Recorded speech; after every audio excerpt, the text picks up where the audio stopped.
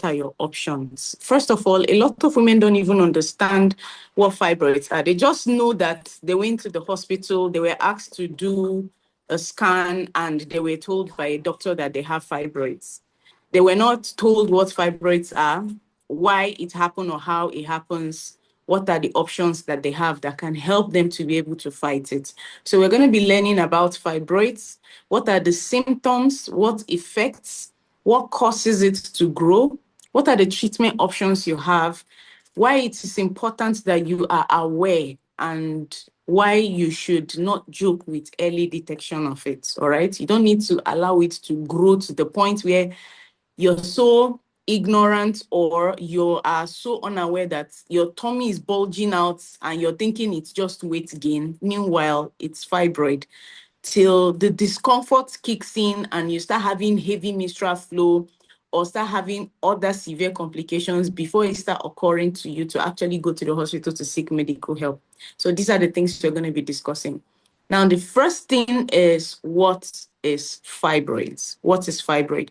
Fibroids are non-cancerous growths that form in the uterus, all right? They are non-cancerous growths, tumor-like growths. They're like tumors. So they form in the uterus, but the uterus is not the root problem. I know that most of you think that when somebody has fibroid, that it means that the uterus is not good. It's something is wrong somewhere in the uterus. It's not functioning well, or your uterus is bad. No, that's not true. The problem is not from the uterus, all right? Because fibroids are a symptom of a deeper imbalance in your uterus. It is just that the problem now shows up in the uterus. The imbalance that is happening, the problem, the end product is showing up in the uterus in form of fibroids. So fibroids grow when the body has hormonal imbalance. All right, there are a lot of ways that your body can show hormonal imbalance. But for most women, especially African women, women of African descent now, Black women, Black-skinned women, especially for those of us that are Blacks, hormonal imbalance in most cases shows up as fibroid in your uterus. More specifically, when there is too much estrogen compared to progesterone. So this hormone, the hormone that causes fibroid, is excess of estrogen, and there is less or deficiency of progesterone. And this imbalance starts in two places.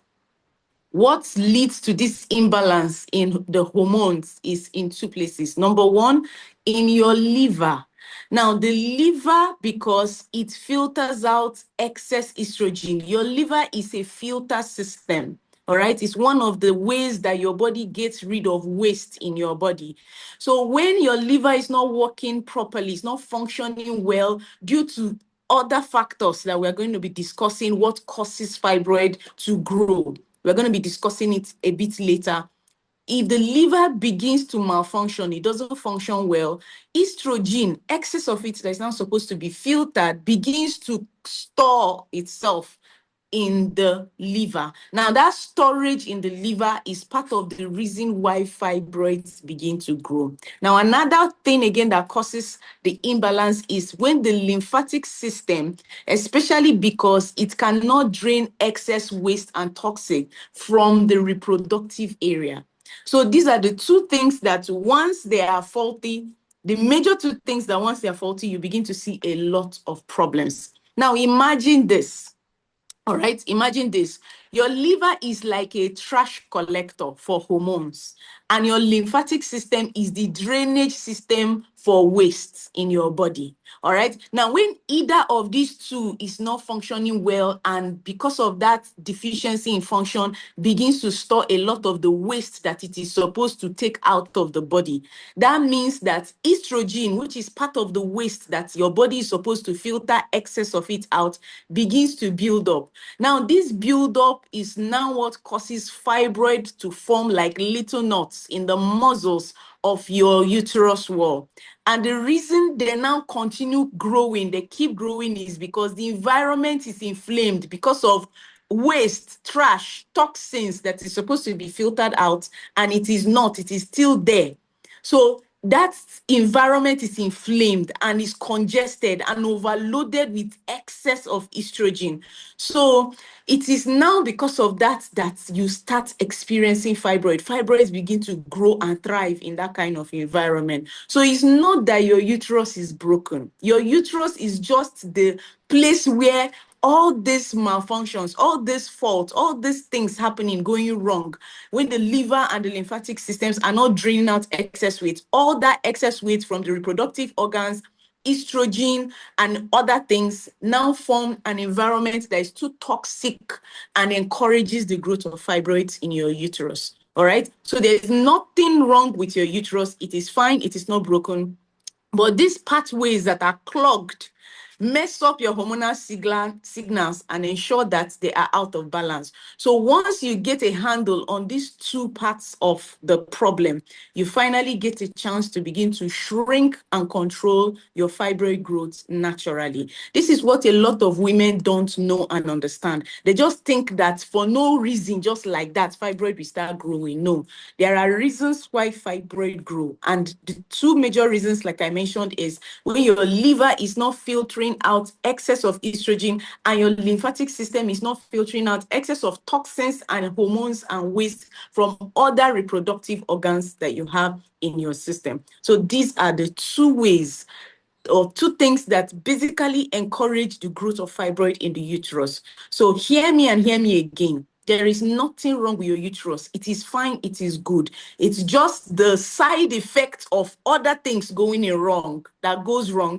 that ensures that these things now help the tumor cells develop in the uterus. All right. Now, what are the prevalence of uterus? How high and how bad is it?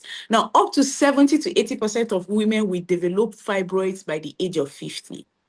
That is how bad it is. Most common during reproductive years, between the ages of 25 to 50, a lot of young ladies are going to develop fibroid. All right. Many women have fibroid without even knowing it until they start experiencing the symptoms or dealing with pains and having some kind of challenges when it comes to fertility and reproduction. And they go for tests. That's when they now know that they even have fibroids. But these things have silently been happening and growing silently without you even knowing. Now, the risk is higher among women of African descent. Women of all ages, all background, of all color, from every continent of the world have fibroids. Any person that is a woman, that is a female, deals with fibroid. The fibroid prevalence is actually a very, very high one. But for African women particularly, it is higher for us. We are already at a disadvantage as women of black skin descent. We are at the disadvantage when it comes to this. Because one, we don't have access to healthcare system as much as other countries or other developed countries. Then secondly, just plain ignorance and lack of awareness. It will not happen to me. Me, nothing is wrong with me. Oh, I'm fine. Look at me now. You can look very slim without protruding stomach, having regular circles, very non-painful and non-dramatic, but you can have fibroids. As long as your liver and your lymphatic systems are clogged up, due to certain reasons, you will develop fibroids. And it will take a long time sometimes. Maybe when you want to now take in and you're struggling to take in, you now suddenly go and do tests and they tell you you have fibroids. But you're like, my tummy is flat, I'm not feeling pain, my flow comes regularly, nothing, no single sign. But you have fibroids. That's because your lymphatic system and your liver system, the detox system is messed up. All right. So that's these two reasons, lack of access to healthcare and lack of ignorance and lack of awareness, is one of the reasons why it is higher among women of African descent. Now, it can also be linked in family history due to obesity. So there are certain families where this is more because of their lifestyle and the risk of obesity. Obesity is actually something that leads to a lot of fibroid growth. Why? Because fat wraps around every organ in the body. It congests. The thing with fat is you think that when fat is in your body, it will go and stay one place. No, it is like a rope. It tightens and squeezes itself around all the organ tissue in your system. So if your liver is this size, by the time fat finish wrapping around the liver, it will shrink it down like this. That shrinkage is squeezing the liver so that it cannot function optimally again. If there are pipes that are like this, that drainage used to happen, by the time fat finish wrapping around, it shrinks it to this size. So the liver can no longer detox normally again. Why? Because of obesity, fat. So it is not a healthy thing to be obese, to be on the big side, to be fat as a lady. It's not. Health-wise, not even because of fibroid, but for your overall health, it is not good. And there are certain families where this thing is common. They say, hey, in our family, we are fat. Have you seen your skeleton? Have you done X-ray and seen your skeleton? There's no human being that the skeleton, we are big boned in our family. We are big in my family, all of us. From my aunties, uncles, everybody, my forefathers, all of us are big. No.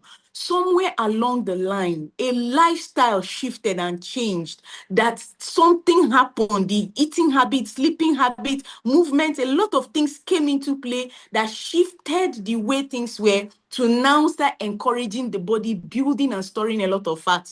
And you inherit it. In case you don't know, you inherit it. The same way you can inherit sickness, you can inherit obesity, and you can also inherit family diseases. Just like high blood pressure, diabetes, and the rest. You can inherit it. Yes, you can inherit it.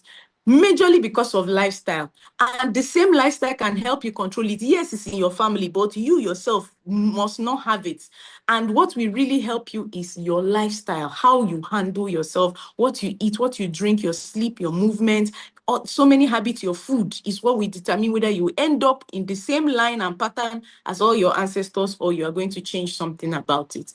Now, there are 4 types of fibroids. Most people just go do fibroid tests. They'll give you tests and tell you, you have multiple fibroids. The largest is 7 centimeter. This one is 2 centimeter, 3 centimeter.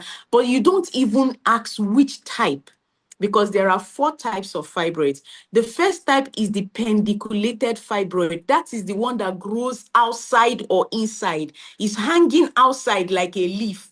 That's the one that hangs outside like a leaf or hangs inside the uterus like a leaf. All right, it's called the pendiculated fibroid. Now, there is subserosal fibroid. The subserosal fibroid grows in the outer layer of the fibroid, of the uterus. The outer layer of the uterus is where the subserosal fibroid grows. Now, the submucosal fibroid is the third one. That one grows in the inner layer of the uterus. So you have one that grows in the inner layer of the uterus, and you have another one that grows in the outer layer of the uterus. Then you have the fourth one, the intramural fibroids. That one grows in the wall of the uterus, in the muscular wall of the uterus. That's where that one grows. All right. Now you can have two types, 3 types, or you can have all 4 types, depending on how severe it is. All right. Or you can even have just one type. But from experience and from the test results that I've seen so far, most people have about 2 to 3 types of fibroid. And the most common one is actually subserosal and the intramural. Or most people have the subserosal and the pendiculated. Now, the pendiculated one is the pendiculated and subserosal ones are the worst types, especially if pendiculated is the one growing inside the womb, and the subserosal because it's growing inside the uterine wall lining. This is the one that makes it very, very difficult to take in, because this is the type that presses and chokes the baby. This is the one that shares nutrients with the baby. This is the one that starves the baby. This is the one that suffocates the baby, because the space where the baby is supposed to grow, this is where this particular one stays. And as the baby is growing too, because they grow. Fibroids grow. As long as the environment stays toxic and there's excess of estrogen, it will keep growing and thriving. So the whole aim of this class is to tell you that there are options in cutting off nutrients and growth to these cells so that they will dry up naturally. All right. Your uterus can heal naturally when you get rid of what the problems are. So there are 4 types. So be aware of this thing, know these things. When you go for tests, ask questions. Which type? Where are they located? What are the sizes? Don't just know that you have fibroid and that's all. And you carry the test and go and dump at home and you're looking for solutions. Quick fixes that will solve your problem. Now, this is a picture of what a fibroid looks like in a human being. Are you seeing how terrible it can be? Are you seeing that big pendiculated ones that is hanging outside? That is the type that will make you look as if you're pregnant. Your tummy will be protruding. That one now is almost like a watermelon, which is 10 centimeters. Yes, it's that big. It can get to that size. You can see the subserosal ones. They are inside the uterine lining. It's almost closing the vagina self, the cervix. It's almost, see another pendiculated one. It has grown inside the uterus. It's even dangling down into the cervix. Are you seeing it there? I see how bad it can be. So in the case where you have this kind of pendiculated one that is blocking the passage of the cervix, when you have intercourse, where do you expect the sperm to pass through to go and fertilize egg? Are you seeing it now, why this can actually lead to infertility? Why you can struggle to have a baby? Because if you have pendiculated ones that grow inside the uterus, they are dangling inside the uterus, go, go, go. So even if fertilization happens, it will not allow the baby to grow. It will choke it to death. It won't allow it to grow. So the pendiculated ones, the subserosal ones, the intramural that is in the wall might not cause a lot of havoc. But you see this pendiculated and subserosal, they are the two most dangerous ones in my opinion. All of them are dangerous, but you see these two types, they are very dangerous because they can cause a lot of harm and damage, especially where fertility is concerned. Now you can see the size of what the normal uterus is supposed to look like. Then when it now has fibroids all over, it just begins to look large. So don't wonder why your tummy is protruding or looking big, because when these things start growing and they keep increasing in size, it will expand and look as if you're actually pregnant. Now, there are different sizes and grading for fibroids. Less than 1 centimeter to 5 centimeter is the size of a seed, a cherry. How will I, palm kernel size, something as tiny as palm kernel. Yes, palm kernel size, or walnut, something as tiny as a walnut size. That is 1 centimeter to 5 centimeter. Anything that tiny or that size is what is called a seed size. Anything between 1 to 5 centimeter is called a seed size, like palm kernel or walnut size. The medium, if it's medium, anything classified medium is from 5 centimeters to 10 centimeters. So it's the size of an orange. The orange you used to buy, if it's that size, then it is actually between 5 to 10 centimeters and is classified as medium. Then if it is large, it is now from 10 centimeters above. Anything from 10 centimeters above is the size of a grapefruit. You know how big grapefruits are? Most of you might not know it, but you know how watermelon size used to look like a hair. 10 centimeters, 12, 15 centimeters is already the size of a watermelon or even bigger. So this is the chart we use in grading and classifying different sizes of fibroids. I believe you're learning in this class. I believe that you're having a better, clearer understanding of what fibroids are. Now, what are the symptoms and effects of fibroids? One of the symptoms and effects that you see is heavy, painful menstrual cycles. Your menstrual cycles will be very, very heavy because you have pendiculated, subserosal, intramural. You have all these fibroids.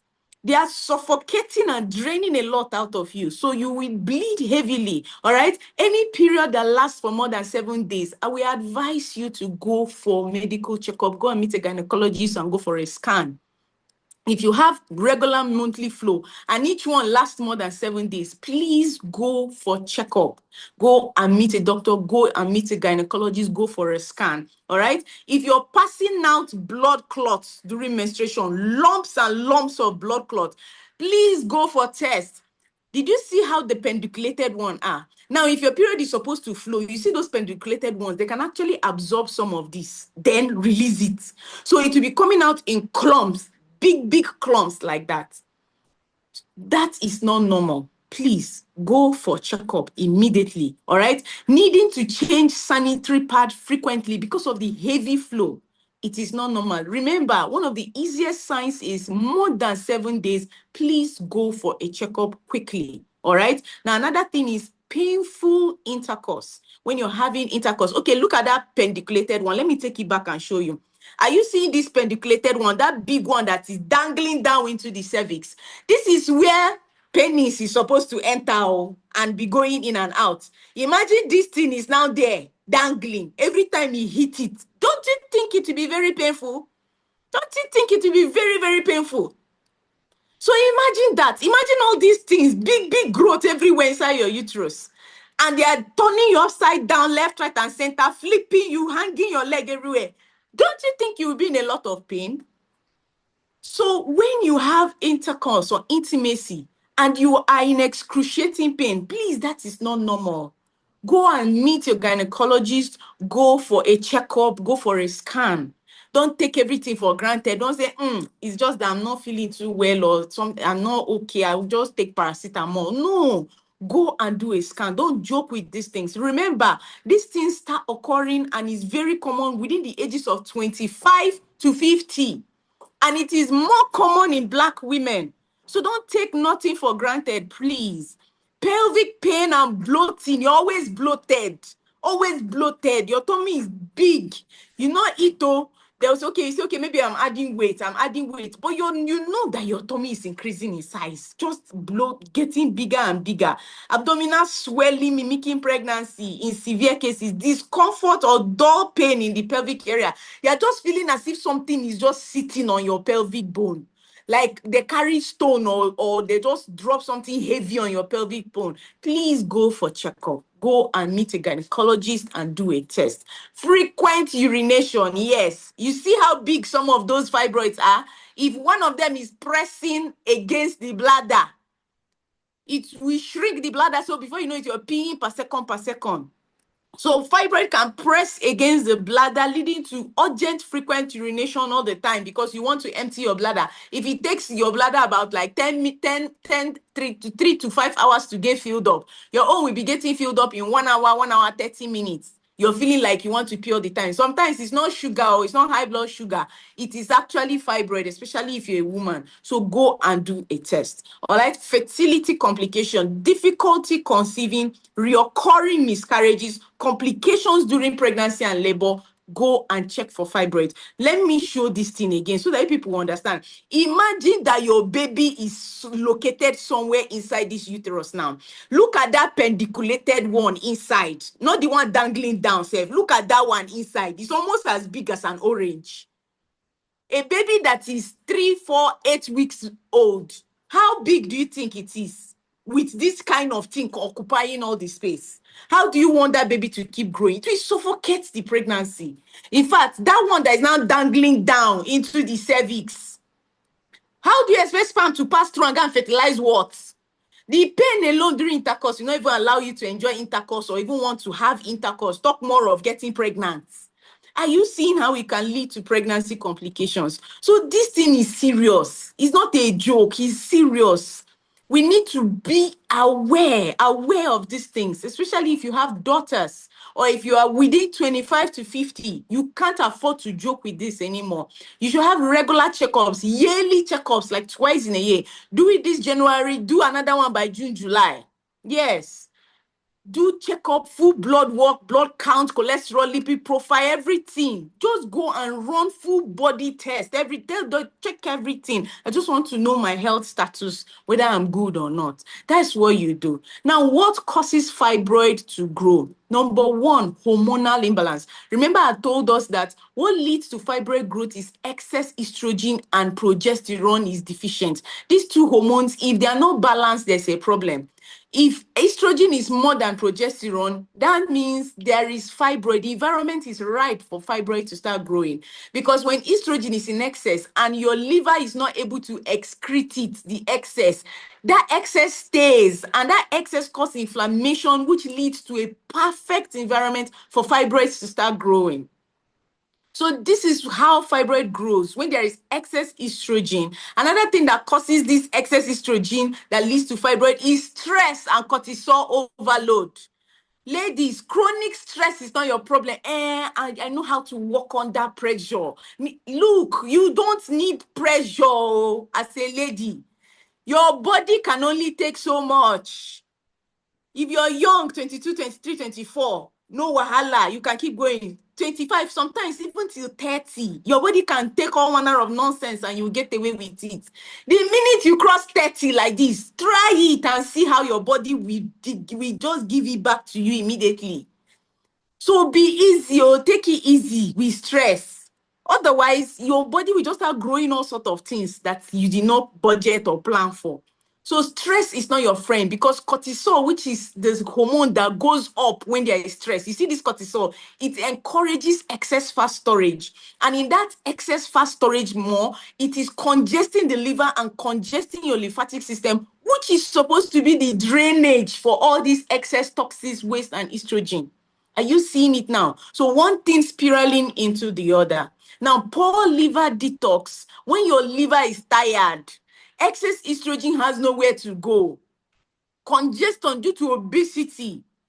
Your liver is tired. It's overworking itself because everywhere is congested. Fat has covered everywhere in the liver. You're having fatty liver disease or very high cholesterol. So that fat squeezes and congests everything, and these organs will not be able to function well to drain out all these toxins and excess of hormones. And before you know it, the environment is ripe and perfect for the growth of all these health challenges, especially fibroids. All right. Now, endocrine disruptors. If you use plastic a lot, especially those plastic that you heat all the time, you microwave inside with plastic, you those styrofoam, those old takeaway styrofoam for like that we used to use before they now switch to plastics. They are worse. In fact, both of them, none is good. Go and get Tupperware. They are better and safer for you, especially if you're heating it. Like you want to warm something, you put the plastic inside microwave or put it inside hot water, you put it is warming. Those plastic, there's something chemicals in that plastic that enters your food when it's hot. Those chemicals disrupt your hormone balance. And when your hormone is imbalanced, it means that estrogen is more, progesterone is low. And this leads to fibroid growth because your liver is not working. So even the excess production will not go out. So it will remain in the system, causing inflammation and all sorts of things. All right. So skincare products, you like makeup like tomorrow, no day, all this primer, this one chemical. You don't even look at the ingredients they use in making some of those things. Some of the chemicals in those things are endocrine disruptors. They mess up with your hormones. They mimic your hormones, and your body will think that, oh, secrete more estrogen, and your body will just start secreting more estrogen, thinking that something is happening. Meanwhile, nothing is happening. It's your makeup that is triggering your body secreting all those excess hormones and chemicals from plastics. So when they get into your system, they cause a lot of havoc. And this havoc leads to hormonal imbalance, which even now leads to the growth of the fibroids. So they are not helping you. This year, be intentional about everything. Don't just take anything for granted, especially if you're a lady in 25 to 50. Please, don't take anything for granted again. Whatever you're putting on your body, the food you eat, the clothes you wear, polyester, yes, certain clothes, fabrics, and material are very toxic and harmful, especially if they come in contact with your private parts. That's why we advise you wear pure cotton panties. They are healthier and safer for you. You know, all those polyester, nylon kind of pants and laces are not so good. If they come in contact with your skin, those things disrupt your hormonal balance. All right. If your blood sugar is unstable, you're suffering from high blood sugar, and you're having you're diabetic, those things too are not helping. They are not helping. If you're having insulin, any kind of insulin resistant issue, they are not helping because it's unbalancing the whole equation. The entire metabolic system is already unbalanced. Definitely, the drainage system of the body, the kidneys, the liver, the lymphatic system, everything is suffering. So the waste is not going back and it is flowing back into the system, therefore causing a lot of inflammation and providing the right kind of environment for fibroids to grow more. Your gut health. Your gut health is very important in this journey. What is your gut health? What goes into your stomach to either grow healthy gut microbiomes or destroy the ones that are there? Your lifestyle, your habits, your sleep, your movements, your emotional stability, mental stability, dealing with trauma, having a good rest. All these are part of how the hormones can be unbalanced in your system. Yes, if you're going through emotional trauma, do you think you're normal? Do you think your body is normal? Everything is haywire. If you're not sleeping well, if you're not eating well, If you have certain lifestyle, you smoke, you drink all sort of soda can drinks, you drink juices, you drink alcohol, mimosa, you hang out every weekend, they give you that cocktail mixture of all sort of things with colors in them and put 2 or 3 fruits at the end, and in your mind, you're drinking healthy. That is liquid poison you're pouring into your system. You smoke shisha, you eat all sort of foods, very processed foods. They are your favorite, corn beef. Almost everything you eat is coming out from a can or from a packet or something. You cannot just cook natural good foods. It's either you're cooking spaghetti or indomie, or you're boiling something that comes from a packet, corn beef or geisha or sardine coming from a can, or you're eating pizza or sausage, all those things that you love eating. You don't like real food. You can. When was the last time you had sweet potato, porridge sweet potato with fish, or boiled sweet potato with egg sauce? When was the last time you had boiled plantain with egg sauce, or boiled yam with essence? When was the last time you had porridge beans with fish? When was the last time you had local rice or father rice with local stew made? Everything you like eating is fried. If it's not fried, or there is no a lot of groundnut oil inside, you don't like it. Fried rice and all the rest, that's what you like eating. You're justifying the fried rice because there is green beans, green pepper, and carrots inside. The amount of the rice in that food alone, plus the oil they use in frying, all the frying inside, has cancelled -50 of the carrot and the green beans and the sweet corn, red corn or blue corn or yellow beans and all those kidney beans you're putting, telling yourself that it is nutritious food that you're eating. Don't deceive yourself. You can get away eating like that in your young years, early 20s. By the time you hit mid-20s to your 30s, your body is beginning to pack them. When it will start giving you signal, that's when you know that what you're seeing now has been happening for more than 3, 4, 5 years. Your body was just tolerating it. It has just gotten to the point where you can't take it anymore. So your food, what you eat, is very important. It matters. What goes into your mouth determines what is in your stomach, and what is in your stomach determines how your system filters everything out, or it will be packing it and congesting everywhere. All right. What are your treatment options? What are the options you have for treatment? There are medications you can take. There are hormonal therapies, and there are also pain management for this pain if you are one of those people that experience severe pain. So this is one of the ways that you can manage or handle it. There is also minimal invasive procedure like uterine artery embolization or myomas. These are minimal surgeries that can be performed to either remove it or to cut it off. Now, full-blown surgery option is the one that is most offered. They'll just tell you, just come for surgery. Once they tell you have fibroid, the next thing they tell you is surgery. Nobody tells you what are your options. Are there other things we can explore when it comes to handling or managing this? They don't talk about all these things. They just tell you have fibroid and surgery is the only way, which is hysterectomy. That's the only way to take it out. Now, there are also alternative therapies like acupuncture, going the dietary route with supplementation and lifestyle change. Remember that it is not just one thing that causes fibroid. There are also many things that come together to cause fibroid. Your lifestyle, sleep, movement, dieting. If you have things like high blood sugar, high blood pressure, all these things contribute that I just mentioned that leads to these things that creates the perfect environment for this thing to grow. Emotional stability, mental stability, trauma, how you handle these things. Yes, all those things. Remember, there's a saying that says that children don't like sad wombs. Children like happy wombs. All right. There's a degree of trauma that you will be experiencing that you don't want to let go of, you don't want to deal with, you don't want to overcome, that will not allow these things to go. They breed sickness in you, whether you like it or not. It leads to sickness. It attracts sickness, whether you like it or not. All right. So there are things that you might also need to look at emotionally, trauma-wise, whether you let go or you're allowing these things to keep drying and eating you up from the inside. Now, lifestyle changes and supplementation is what I want to concentrate on, because this is the route I will encourage every lady to go through. Remember that fibroid doesn't mean that your uterus is broken or bad or something is wrong. It's just a reflection of so many things going wrong, which is leading to the fibroids growing in your uterus. All right. So you can change it by going the lifestyle route and supplementation. Dietary and nutritional changes, that's number one thing you need to start looking at. If you need to lose the weight to reduce the fat so that these organs can begin to function and drain properly, very necessary. If you need to now start exercising to hasten the problem, very good. If you need to bring in supplements to ensure that all these organs are receiving the right nutrients to function well, good.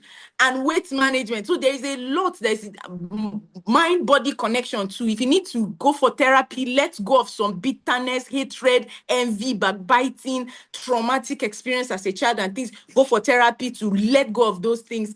Perfect. These are things, options that you can also explore. And that is what we deal with here in our program in the Diamond Project. We help our women go through the route of nutrition, dieting, exercise, sleep management, movement, supplementation. All right. That's the route we encourage our women to go through.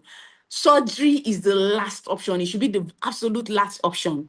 All right, you have so many other options to explore. So don't just jump and land at surgery first. Try other options, explore them, and see how it goes. Now, when it comes to diet and nutrition, fibroids thrive in an inflamed environment. Remember, excess estrogen, liver not working well, toxins everywhere, boom, estrogen, the environment is inflamed and it is perfect for fibroids to grow. So hormonal imbalance, especially estrogen and poor detoxification, leads to this thing growing. So you need a diet that will help you detox and help you drop the weight, lose the weight, to deal with the root cause, so that when the liver is functioning well, the lymphatic system is draining properly, these things can drain out, they can leave, and your body begins to heal itself.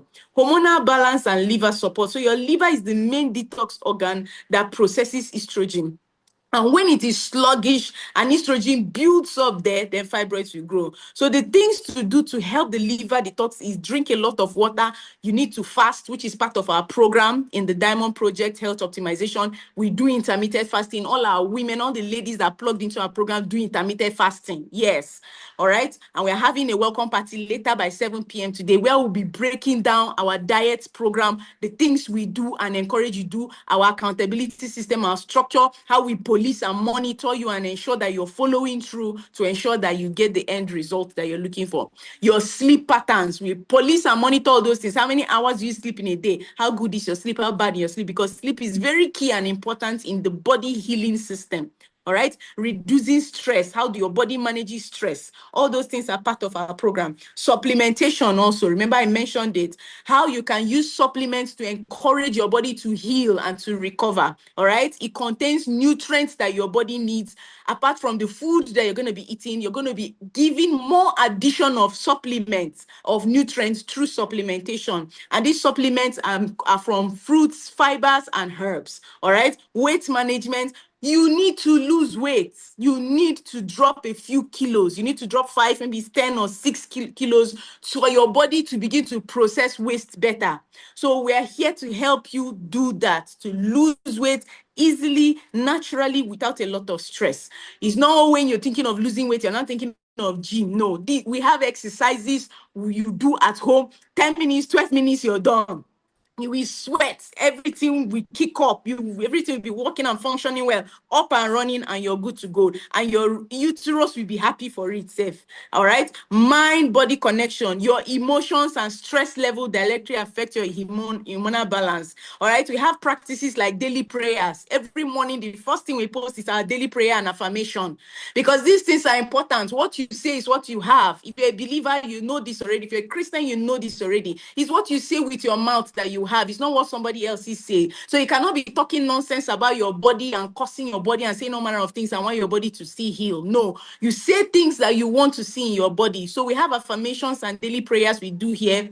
You can also add things like meditation, deep breathing, exercises. You can do gratitude journaling, positive affirmation, my body is healing itself naturally, things like that. So this is where you now begin to deal with trauma, hatred, despair, pain, jealousy, envy, those things that are holding you back from being that ultimate version of yourself.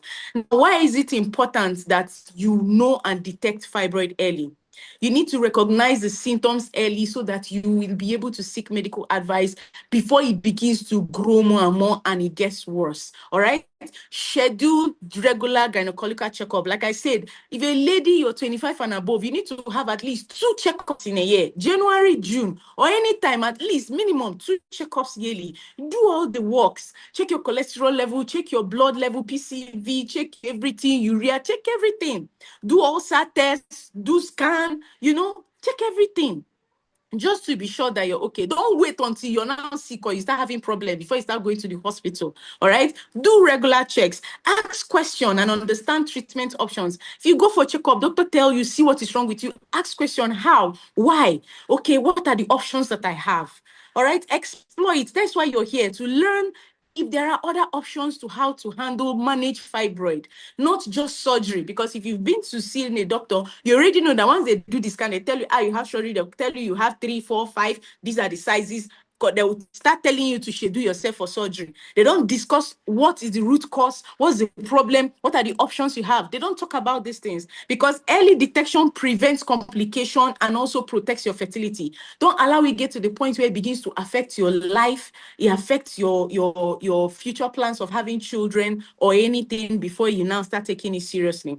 Now, we're here to empower and give you hope, because the program we have has helped some ladies be able to deal with fibroid, to be able to shrink it naturally and get themselves back.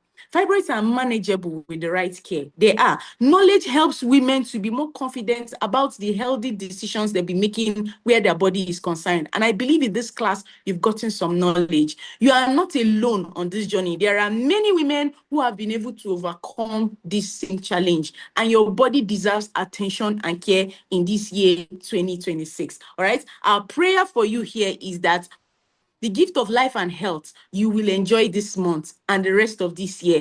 Every battle you have been dealing with where fibroid is concerned, that God will help us bring health and healing and comfort to you through our program. For those of you that will be smart enough to plug in and have the opportunity to work one-on-one with me and my coaches, all right?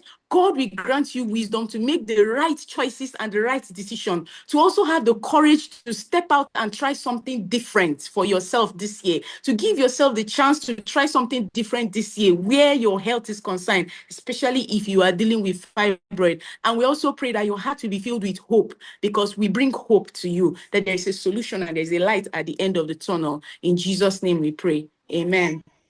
Thank you so much. The consultants that will be coming will be selecting the women that we're going to be working with. If I were you, I'm going to stay to the end to see if I would have an opportunity to work one-on-one with me and my coaches, so we can put you through our program, help you monitor your markers, and get you to the destination, which is the light at the end of the tunnel. God bless you all. We are going to still take questions, please. If you have any questions, just write them down and we'll take it, all right, at the end of this.